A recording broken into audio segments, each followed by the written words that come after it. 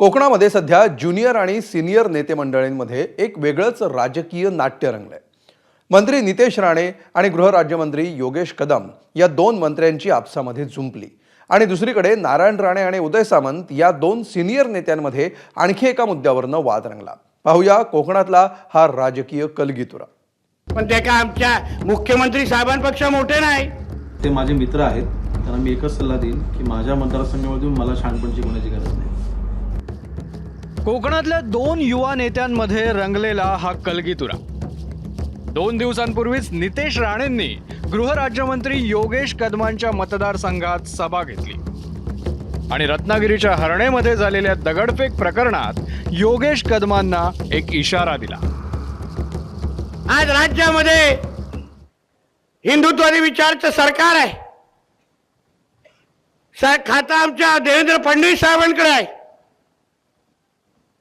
FIR मध्ये आज नाव आलं नसेल, कोण असेल वाचवणारे कुठे बसलेले, पण ते का आमच्या मुख्यमंत्री साहेबांपेक्षा मोठे नाही।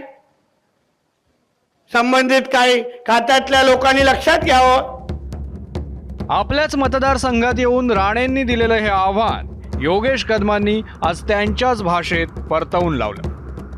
मला वाटतं काहीतरी 14 लोकांवर काहीतरी FIR दाखल झालेले आहेत आणि मुख्य आरोपी आणि असे आरोपी मला वाटतं ते माझे मित्र आहेत। त्यांना मी एकच सल्ला देईन की माझ्या मतदारसंघामधून मला शहाणपण शिकवण्याची गरज नाही। माझा मतदारसंघ कसा शांत ठेवायचा मला समजतं आणि आम्ही जन्मापासूनचे शिवसैनिक आहोत। आम्ही लहानपणापासून बाळासाहेबांचं बाळकूड आम्हाला रामदास यांनी पाजलेलं आहे। आमच्या हातामधला झेंडा आम्ही कधी खाली ठेवला नाही, तर ह्याचा अर्थ त्यांनी समजून घ्यावा।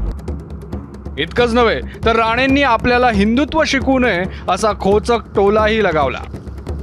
आम्ही जन्मापासून ते शिवसैनिक आहोत। आम्ही लहानपणापासून बाळासाहेबांचं बाळकूड आम्हाला रामदास यांनी पाजलेलं आहे। आमच्या हातामधला झेंडा आम्ही कधी खाली ठेवला नाही, तर ह्याचा अर्थ त्यांनी समजून घ्यावा।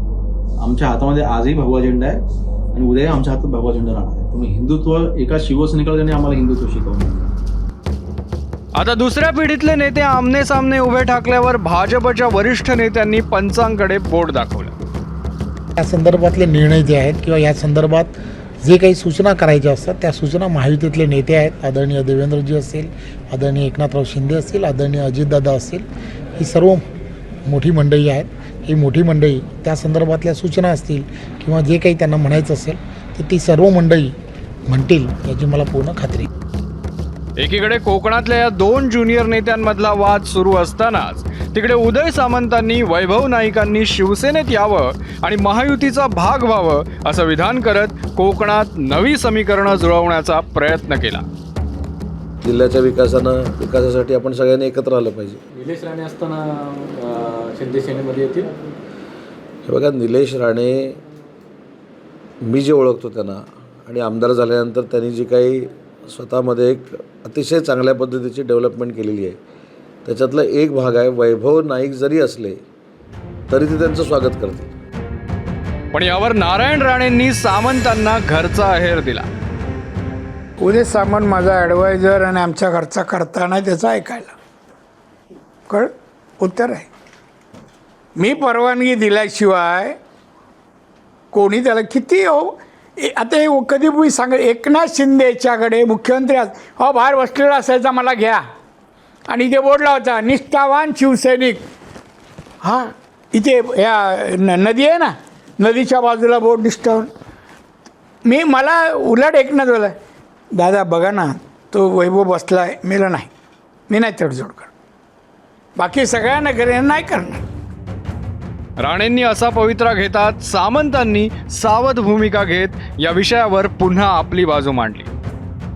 वैभव नाईक हे माझे कॉलेजपासूनचे मित्र आहेत। माझ्या कॉलेजच्या मित्रांना चांगल्या लोकांबरोबर काम करावं असं मी म्हटलेलं आहे। त्यामुळे त्याच्यामध्ये मला काही वावगं वाटत नाही, कारण शेवटी शिंदेसाहेब सांगतील तेच आमच्या पक्षामध्ये होतं, तेच शिवसेनेचे मुख्य नेते आहेत आणि राणेसाहेबांच्या सल्ल्यानं जे काही करायचं ते करू।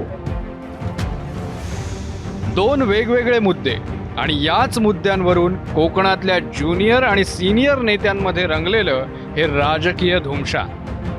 आता हे राजकीय नाट्य महाराष्ट्राचं किती दिवस मनोरंजन करणार की महायुतीचे महाराष्ट्रातले करते धरते त्यावर पडदा टाकणार, पाहूया। ब्युरो रिपोर्ट ABP माझा. एबीपी माझा, उघडा डोळे बघा नीट.